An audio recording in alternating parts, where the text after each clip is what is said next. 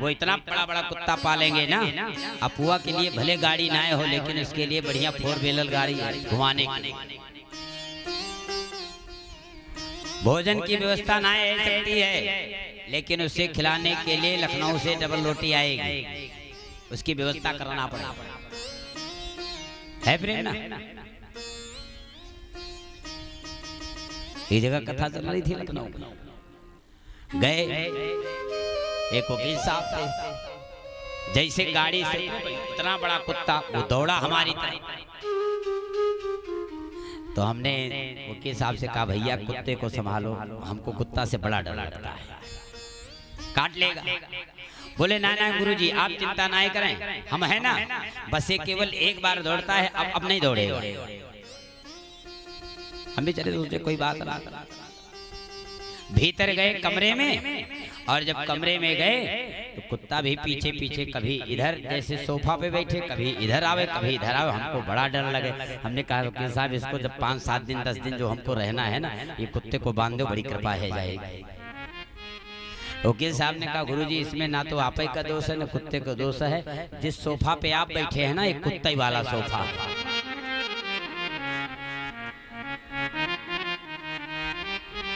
ये प्रेम है पशु के प्रति। अंत में मन विवेक हमारा जिसमें लगेगा, जन्म हमको उसी में लेना पड़ेगा। भरत जी को द्वितीय जन्म महाराज पशु बनना पड़ा।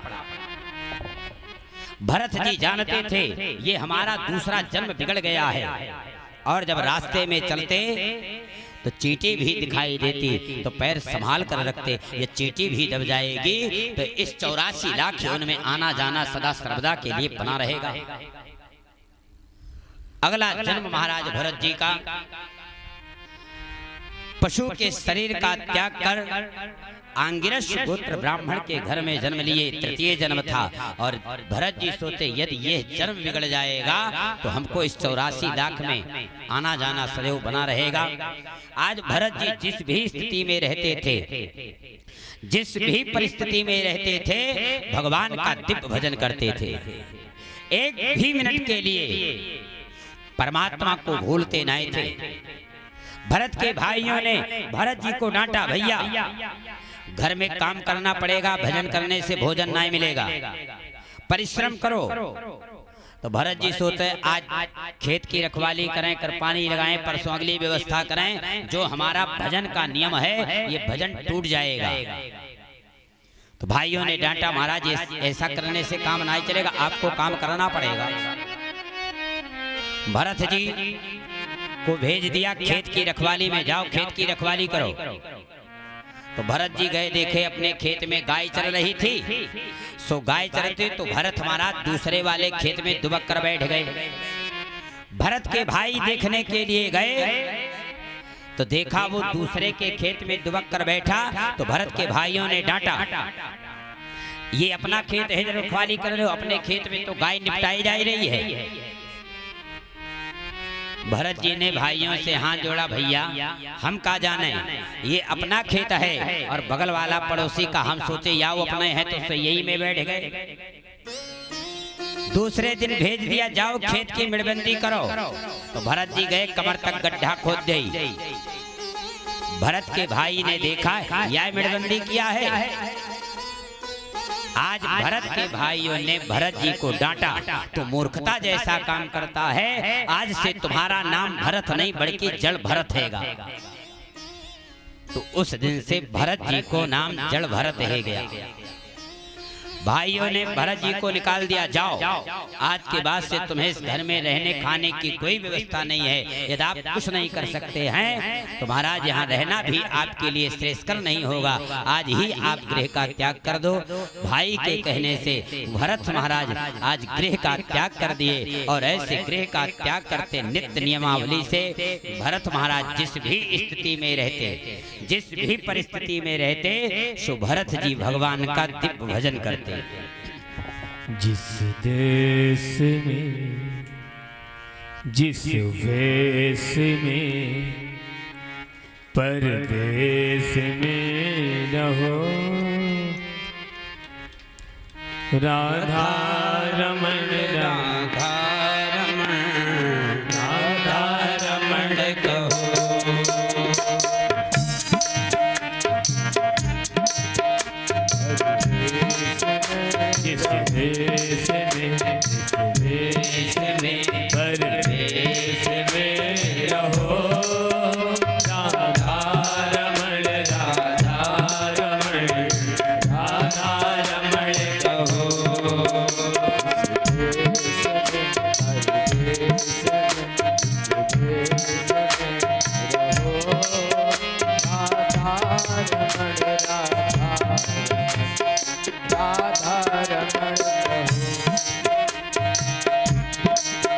जिस देश में परदेश में रहो, राधा रमण राधा रमण राधा रमण कहो।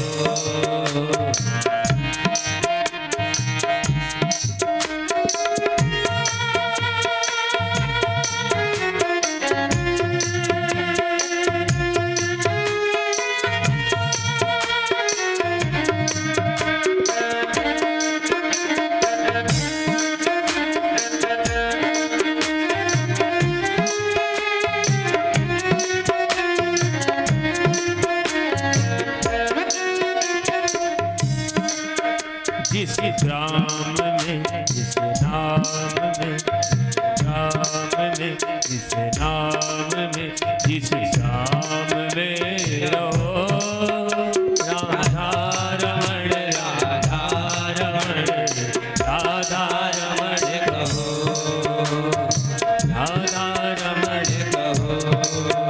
जिस देश में परदेश में रहो, राधा रमण राधा रमण राधा रमण कहो, मुझे राधा रमण कहो, मुझे राधा रमण कहो। बोले बांके बिहारी लाल के जय हो। आज तो एकादशी है ना? है क्यों पानी नहीं है? नहीं हाँ, लेकिन इतना कमजोर शब्द है सुनाई नहीं दे रहा। बोलिए सच्चिदानंद भगवान की जय हो। हाँ, कुछ लोग सोच रहे हैं ना, भैया जी हमारा संति बोले रहे, हम काहे को बोल रहे है ना? हरि हरि और जो नहीं बोल रहे हैं, हरि जो नहीं बोल रहे हैं, उनके बगल वाले की कसम हम काहे कहें जी? हम भी नहीं कह रहे थे। एक जगह इसे कथा चल रही थी ना, तो एक सज्जन उठ के खड़े है गए, महाराज बहुत अच्छा काम किया। हम कहे क्यों? कहे महाराज पड़ोसी से 20 साल से नहीं बोले, अब आज मौका मिल गया है बोलने का, तो मान लो अगर ऐसी कोई बात है ना, तो इसे में आज यही निपटारा सब कर है ना। तो आप अपने पड़ोसी वाले को देखो, क्योंकि भैया कसम धरा दिए हम ना ही कहें, इसलिए तुम्हारे बगल वाले की आपकी बारी आओ ना बोले कि मैं तो जपूं सदा तेरा नाम, दयालु दया करो।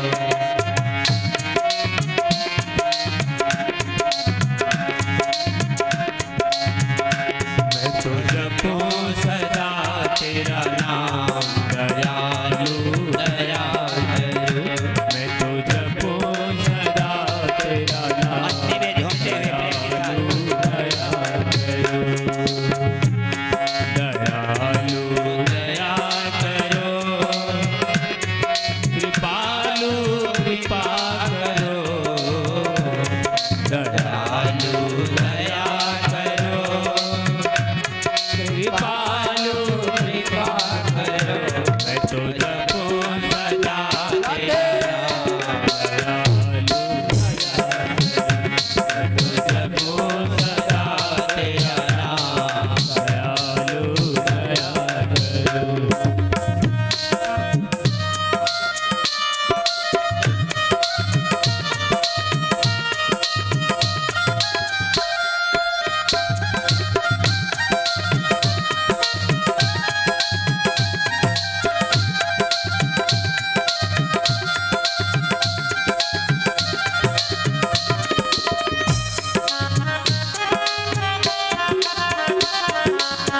हरि बोल।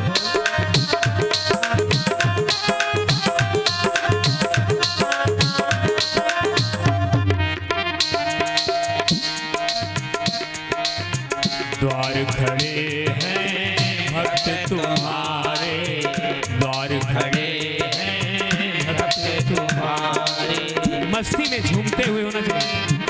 द्वार खड़े हैं भक्त तुम्हारे, द्वार खड़े हैं भक्त तुम्हारे, अपनी दया के खोलो द्वारे, अपनी दया के खोलो द्वारे, पूर्ण होवे सबका दयालु दया करो, पूर्ण होवे सबका दयालु दया करो, दयालु दया करो, कृपालु कृपा करो, दयालु दया करो, कृपालु कृपा करो, मैं तो जपो सदा तेरा नाम, दयालु दया करो, मैं तो जपो सदा तेरा नाम, दयालु दया करो।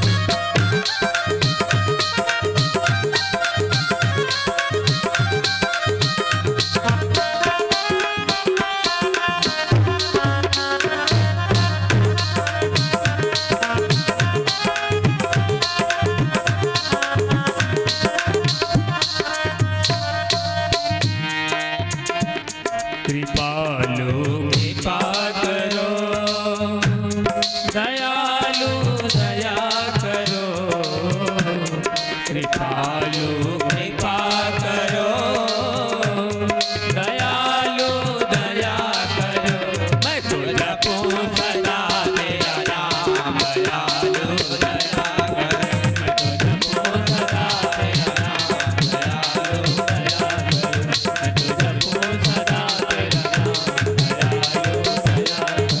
मैं तो जपो सदा तेरा नाम, दयालु दया करो, मैं तो जपो सदा तेरा नाम, दयालु दया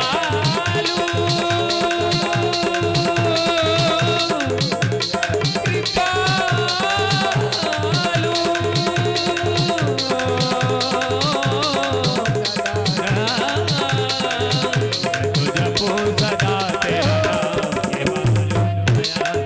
मैं तो जपो सदा तेरा नाम, दयालु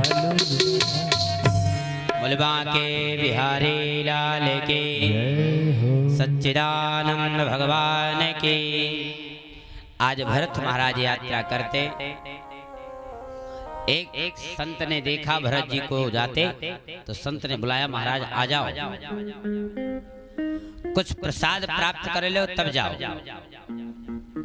संत के आश्रम पर श्री भरत जी महाराज गए, तो ऐसे आश्रम पर जाते आज संत बाबा ने कई फल दे दिया, प्रेम के साथ प्राप्त करो। तो भरत जी सोचे, वाह रे परमात्मा, भाई लोगों ने घर से कहा निकाला, अब खान पान की व्यवस्था शुभारंभ कर दी। आगे बढ़े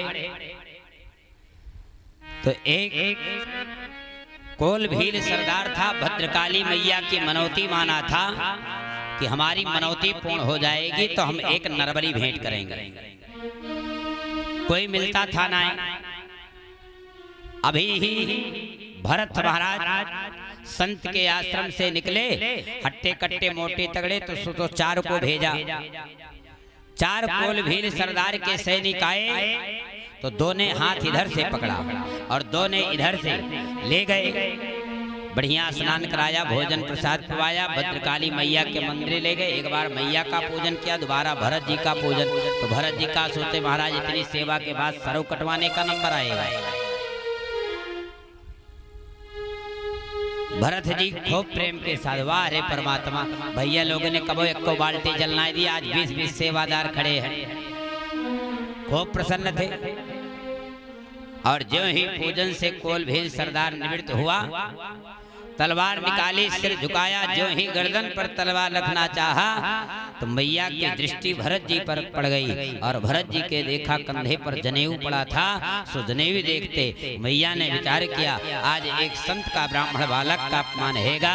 मैया मूर्ति से प्रकट है गई, सरदार के हाथ से तलवार छीन ली और जितने सरदार आए सबके सिर काट दिया।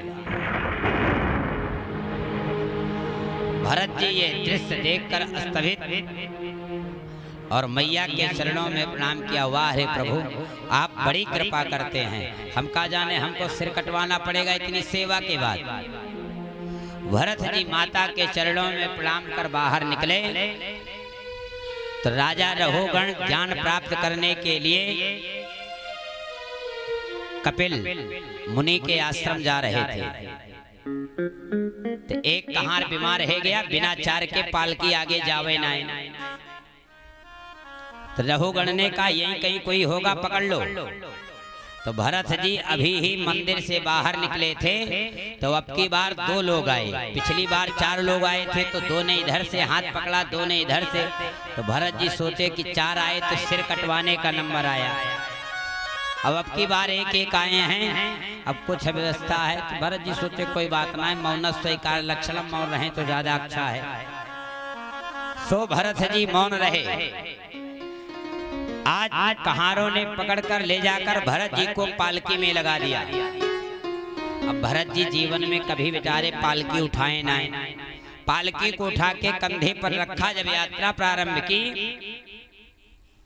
तो भरत जी ने सोचा महाराज पालकी कंधे पर है और नीचे चलते किसी जीव का यदि पैर के नीचे दबकर प्राणांत है गया तो संसार में आवागमन बना रहेगा। तो भरत जी जब कभी किसी चींटी को, किसी जीव को देखें तो कभी इधर भागें कभी उधर भागें। तो पालकी हिले, आगे गए, 5-6 लाइन में चींटियों की पंक्ति जा रही थी।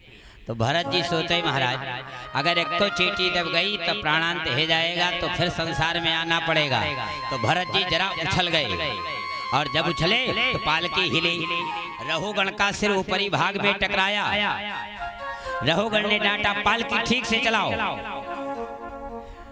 3 पुराने वाले कहार ने हाथ जोड़ा, महाराज ये जो नया वाला आया है ये है तो बड़ा हट्टा कट्टा मोटा तगड़ा, लेकिन चलने में ना जाने कभी कैसे उछलता कूदता, कभी इधर भागता कभी उधर भागता। हमें लगता महाराज ये पालकी उठाया ना है। तीनों बेचारे हाथ जोड़े कि इसके कारण हम भी अनायास मारे जाएंगे। भरत जी 10-5 कदम आगे बढ़े थे तो देखा 15 की संख्या में लाइन बना के चींटियां जा रही थी। तो भरत जी सोचे अब की आर्मी वाली कूदना पड़ेगा, ना देखो चींटी दब गई ना तो प्राणांत हो जाएगा। आज भरत जी दूर से कूदने का विचार कर रहे थे और तैसे ही बड़ी तेजी के साथ कूदे तो रघुगण का सिर अपनी जोरी से लग गया। तो डांटा पालकी नीचे रखो। अब 3 पुराने बेचारे हाथ जोड़े, महाराज हमारा दोष ना है, ये नया वाला ना जाने कैसे उछलता कूदता चल रहा, समझे में ना आ रहा है, इसके कारण हम लोगों को भी प्राण दंड मिलेगा। पालकी आज कहारों ने रख दिया। रघुगण पालकी से बाहर निकले, डांटा राजा की सेवा ऐसे की जाती है, पालकी ऐसे चलाई जाती है जैसे आप पालकी चला रहे हैं।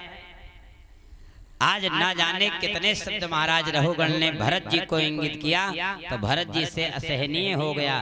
भरत जी ने रघुगण से कहा, राजन संसार में कौन किसका स्वामी होता है, कौन किसका रक्षक होता है, आपने ये जरा सा विचार किया है? अरे जिस अभिमान को लेकर आप पालकी पर बैठकर कपिल भगवान के आश्रम जा रहे हैं, समय आने पर या ही शरीर साथ नहीं देता है। इस शरीर पर आपको इतना मोह हो गया है कि पालकी पर बैठकर ज्ञान प्राप्त करना है तो आपको नम्र बनना पड़ेगा। विनम्र बनते ही यदि किसी के संत के आश्रम पर जाएंगे ज्ञान की प्राप्ति हो जाएगी। आज ऐसे अभिमान लेकर इस पालकी पर बैठकर ये भार सहने की क्षमता किसमें है? जिस भार का सहन कर ले और आप ये अभिमान लेकर ज्ञान प्राप्त करने की स्थिति में आज रघुगण को बाल सूल की तरह लग गई। रहुगण ने सोचा महाराज ये तो कोई संत पुरुष है, महात्मा है, हमने जीवन में संत का अपमान कर दिया है। आज रहुगण भरत महाराज के चरणों में लेट गए, क्षम्यताम महाराज, क्षमा करें, अनजाने में अन्याय हो गया है, अभी हम ज्ञान की प्राप्ति है गई है, अब सांसारिक जीवन में कपिल भगवान के आश्रम जाने की जरूरत नहीं है। आज भरत महाराज ने दिव्य ज्ञान का उपदेश राजा रहुगण को दिया और रहुगण को ज्ञान की प्राप्ति है गई। ऐसे रहुगण ज्ञान प्राप्त कर भवाटवी की संसार की यात्रा करते अपने प्राण का त्याग कर दिया। भरत जी राज सिंहासन पर विराजित होकर के राज्य के कार्यभार संचालन करते स्वर्ग पधारे। इसी पंचम स्कंध में शिशुमार चक्र का वर्णन, सूर्य के गति का वर्णन, 28 नरकों की मंगलमयी चर्चा का वर्णन किया गया है। यहीं पर पंचम स्कंध का विश्राम होता है, षष्ठ स्कंध का शुभारंभ होता है। परीक्षित ने प्रश्न किया, प्रभु हमने सुना था कि कोई अजामिल नाम के ब्राह्मण बालक थे, बड़े ही सात्विक थे, लेकिन किस प्रकार से संग प्राप्त कर अजामिल बिगड़ गया और भगवान ने अजामिल पर कृपा की, यह आप मंगलमयी चर्चा रस स्वादन कराएं। सुखदेव भगवान ने परीक्षित महाराज से कहा कि कान्य कुब्जे हिदिजाः कश्चित पतिर अजामिलः नाम नष्ट सदाचारो संसर्ग दूषिताः। महाराज कान्यकुब्ज जिसे आज हम कन्नौज के नाम से जानते हैं, ऐसे कान्यकुब्ज नगर में अजामिल नाम के बड़े सात्विक ब्राह्मण थे, भगवान की सेवा अर्चन बंदन और वो बड़े सरल हृदय के थे। सहजता सरलता कूद कूद कर अजामिल में भरी थी, लेकिन संसर्ग दूषित है गया तो अजामिल भी दूषित है गया।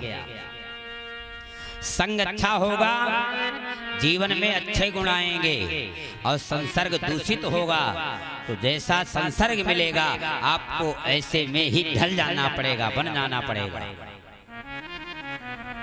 अजामिल का संसर्ग दूषित हुआ तो धीरे धीरे मदिरा का पान करने लगा। गांव के लोगों ने त्याग कर दिया, ये पतित ब्राह्मण है, और ऐसे पतित ब्राह्मण के घर जल पीना भी मदिरा के समान होता है। त्याग कर दिया, नहीं जाएंगे। अजामिल रात दिन मस्त रहता, घर पे आता, पढ़ने की पिटाई करता। एक दिन 10-20 की संख्या में अजामिल के गांव में संत भगवान गए। चातुर्मास का समय चल रहा था और ऐसे चातुर्मास में अजामिल घर से बाहर गया। संतों ने गांव के लोगों से प्रश्न किया, भैया हम 4 महीने तक एक स्थान पर रहेंगे, कोई अच्छा सा स्थान बताई दें। तो गांव के लोगों ने ठिठोली किया, महाराज अजामिल बड़ा सात्विक ब्राह्मण है, भगवान की सेवा, संतों की पूजा, सत्पुरुषों की सेवा होती है, आप अजामिल के घर चले जाएं, बड़ी सेवा होगी। संतों ने विश्वास कर लिया, अजामिल के घर पहुंच गए। अजामिल था नहीं, पत्नी थी बेचारी, और ऐसे पत्नी होते देखा 10-20 की संख्या में महात्माओं को, तो पत्नी ने हाथ जोड़ा, महाराज खाने के लिए एक भी अन्न की व्यवस्था नहीं है, हम आपकी सेवा क्या कर पाएंगे।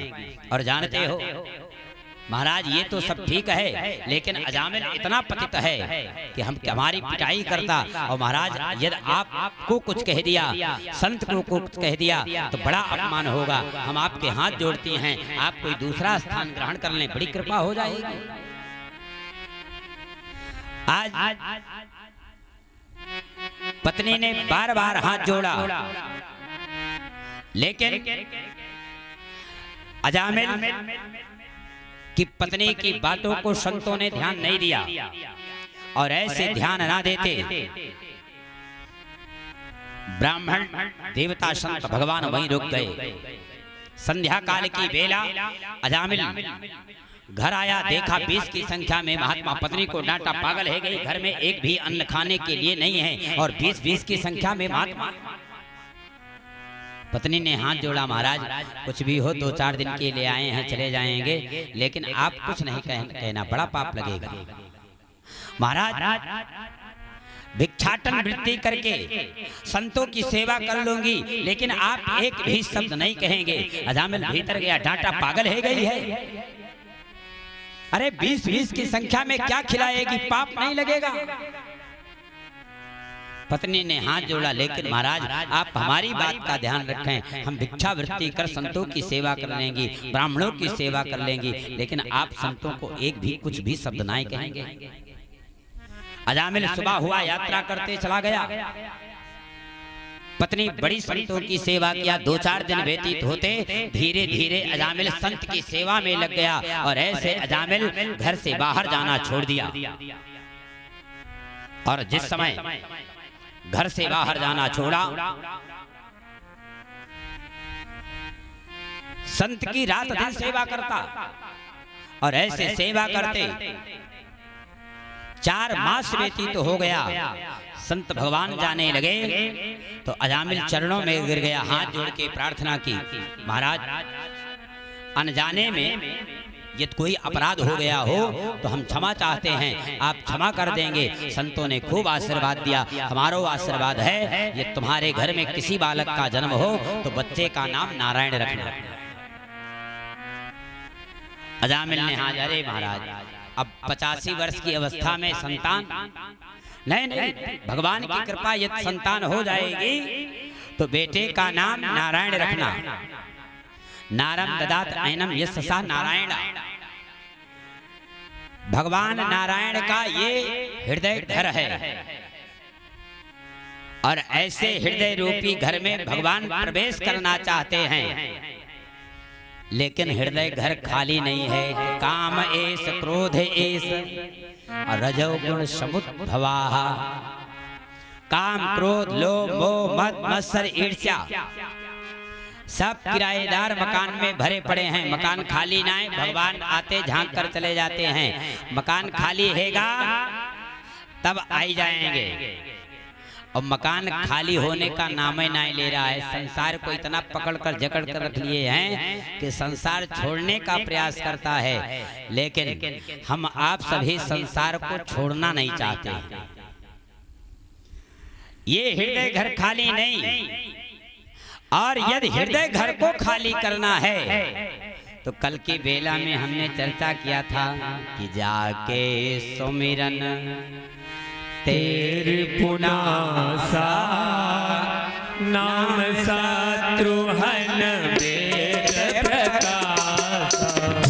जाके सिमरन तेरे पुनासा नाम शत्रुहन वेद प्रकाशा। जाके सुमिरन तेरी पुनासा, जाके सुमिरन तेरी पुनासा। जाके सिमरन तेरे पुनासा नाम शत्रुहन वेद प्रकाशा। जाके सुमिरन। बोले सच्चिदानंद भगवान की। तो यदि हृदय रूपी घर में भगवान को बैठाना है तो ऐसे शत्रुघ्न महाराज के नाम का स्मरण करेंगे तो ये हृदय घर खाली हो जाएगा। भगवान इस हृदय में प्रवेश कर जाएंगे। ऐसे परमात्मा को नाम है नारायण। महात्मा लोग चले गए, अजामिल के घर संतान की प्राप्ति हुई तो तो अजामिल ने महात्माओं के कहने से बेटे का नाम रख दिया नारायण। 85 वर्ष की अवस्था मृत्यु समीप आई। यम के दूत वो काले काले 2 हाथ का डंडा लिए पहुंचे, आप मेरे साथ चलें। तो अजामिल ने देखा तो कहा महाराज बेटे नारायण से मिल लें। आज नारायण को बुलाया, अरे नारायण सुनता है नारायण। अब छोटी अवस्था 5 वर्ष की बालक की नाय सुना और जो अजामिल ने नारायण शब्द इंगित किया तो भगवान तक आवाज पहुंच गई। भगवान ने अपने पार्षद को भेजा, जाओ देखो अजामिल पर क्या विपत्ति है। आज भगवान के पार्षद आई गए। अब एक तरफ तो यम के दूत हाथ में डंडा लिए खड़े हैं, आप मेरे साथ चलें, और दूसरी तरफ भगवान के पार्षद खड़े हैं, नाना आप मेरे साथ चलें, आपने हमारे नारायण का नाम स्मरण किया है। अब अजामिल बेचारे फंसे चक्कर में एक बार यमदूत को देखें और एक बार भगवान के पार्षद को देखें, तो बेचारे नहीं कर पा रहे हैं, हम किसके साथ जाएं। तो अजामिल ने कहा पहले तुम दोनों निपटारा कर लो, किसके साथ हमको चलना है। दोनों में झगड़ा होते भगवान के पार्षदों को लेकर यमदूत यमराज के यहाँ गए, और जब यमराज ने भगवान के पार्षद को देखा तो हाथ जोड़े। तो यमदूतों की दृष्टि पड़ी कि यमराज पार्षदों के सामने हाथ जोड़ रहे हैं, माने हमसे कोई गलती है गई का। तो यमराज ने डांटा। यमदूतों ने कहा महाराज हम मृत्यु के देवता हैं, अब ये कैसे अन्याय हो सकता है। आज यमराज ने यमदूतों को समझाए, और ऐसे समझाते महाराज यमदूत यमराज के राज्य में रह गए।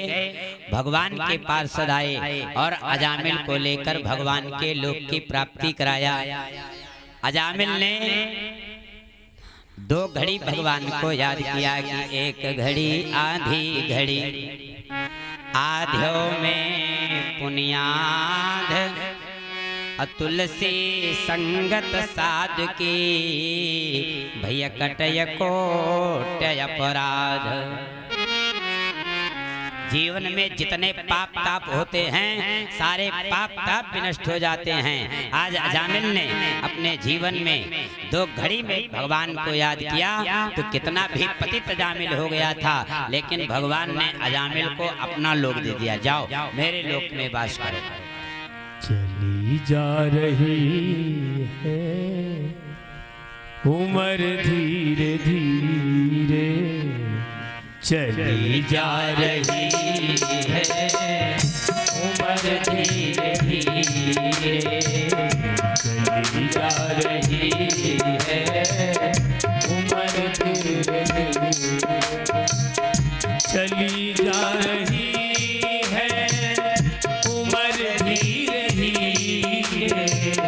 चली जा रही है उम्र धीरे धीरे, सुबह शाम पहर धीरे धीरे, सुबह शाम पहर धीरे धीरे, सुबह शाम पहर धीरे धीरे।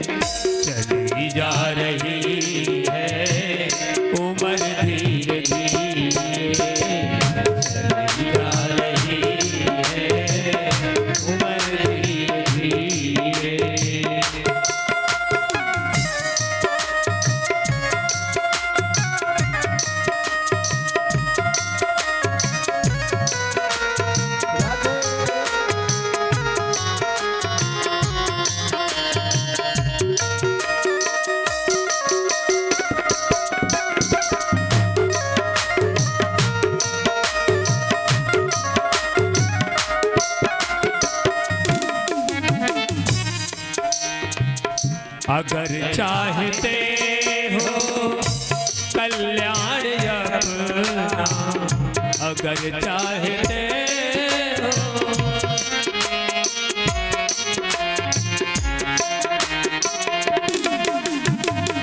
अगर चाहते हो कल्याण अपना, अगर चाहते हो कल्याण अपना, भजो राम आठो, भजो राम आठो, बाहर धीरे धीरे, भजो राम आठो, बाहर धीरे धीरे, चली जा रही है उम्र धीरे धीरे, चली जा रही है उम्र धीरे धीरे, सुबह शाम और दोपहर धीरे धीरे, सुबह शाम और दोपहर धीरे धीरे, चली जा रही है उम्र धीरे धीरे।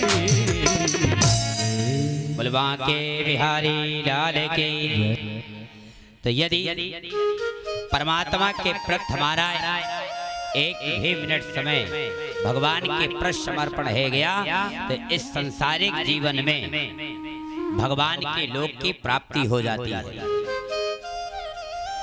आज अजामिल ने 2 घड़ी में भगवान को याद किया, सो तो भगवान के लोक की प्राप्ति किया।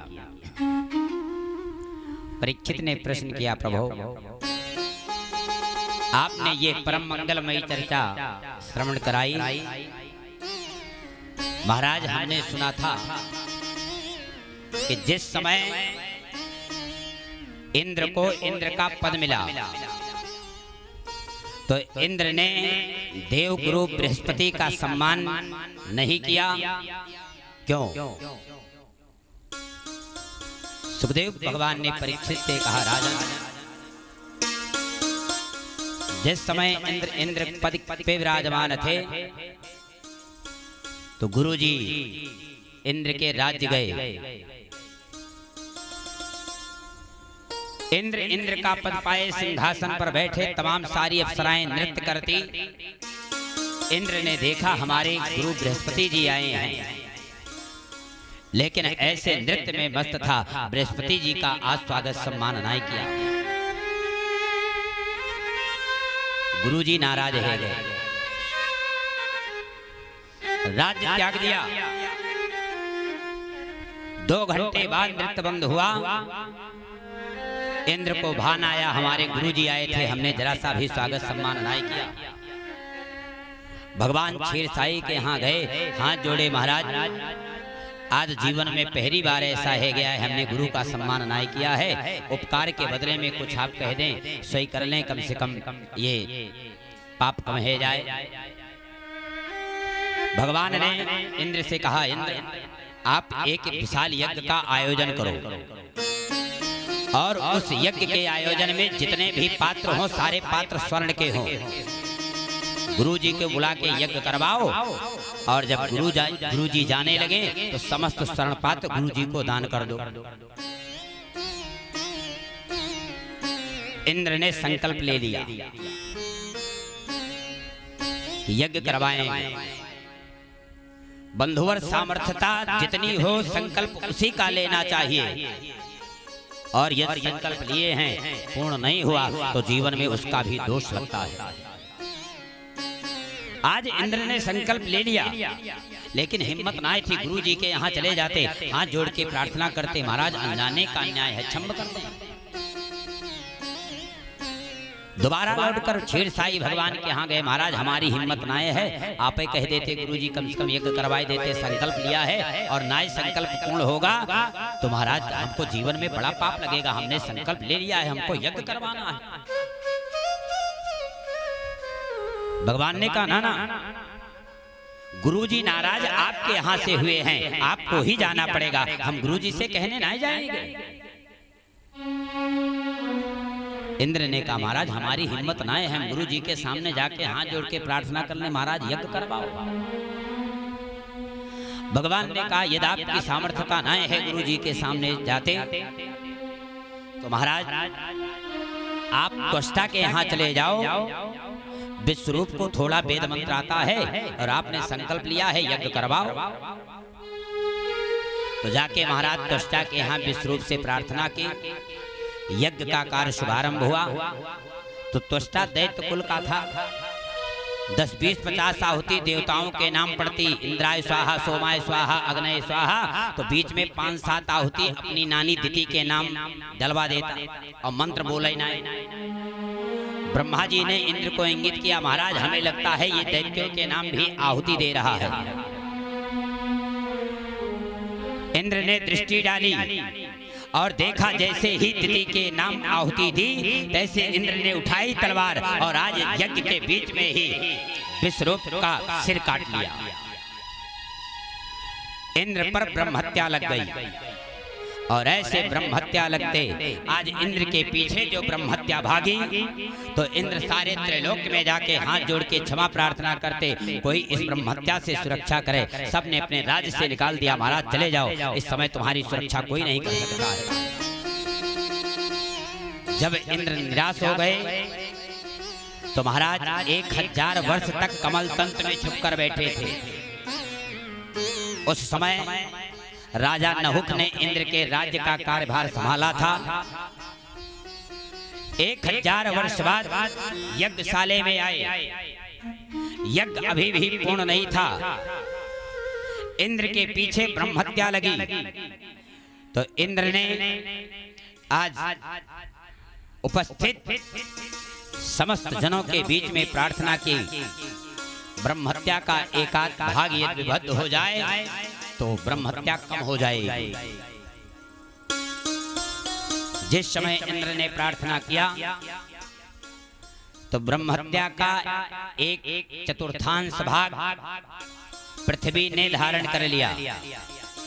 आज भी आप देखते होंगे पृथ्वी ऊसर के रूप में है, जहां पर अन्न की उपज नहीं होती है। दूसरा भाग वृक्षों ने ले लिया। जब वृक्ष काटे जाते हैं तो वृक्ष में गोंद जैसी निकलती है, ये इंद्र की ब्रह्म हत्या का चतुर्थांश भाग है। और तीसरा भाग जल ने ले लिया, आज भी जल में फेना होता है। इंद्र की ब्रह्म हत्या का चतुर्थांश भाग है। और चौथा भाग महिलाओं ने धारण कर लिया, जो 7 दिन पवित्र अवस्था में रहती हैं। आज 4 भागों में जब इंद्र की ब्रह्म हत्या विबद्ध हुई तो यज्ञ पूर्ण नहीं था और त्वष्टा ताव में थे कि महाराज गुरुजी नाराज हैं, आएंगे ना आए, और कोई है नहीं कि यज्ञ की पूर्णता करा दे। त्वष्टा के पास गए, महाराज अंतिम ही पूर्णाहुति देना है, मंत्र बोल दें अंतिम पूर्णाहुति है जाए। तो त्वष्टा को वेद मंत्र नहीं आता था। यज्ञ की पूर्णता कराने के लिए त्वष्टा गए और मंत्र ना आने के कारण मंत्र का अनर्थ है गया, तो फल भी अनर्थ मिलेगा। इसलिए कोई भी यज्ञ कराओ, अनुष्ठान कराओ, कोई भी पूजन जब तक हवन करवाओ तो वेद पाठी ब्राह्मणों के माध्यम से करवाओ, जिन्हें वेद मंत्र का ज्ञाता हो, वेद मंत्र आता हो।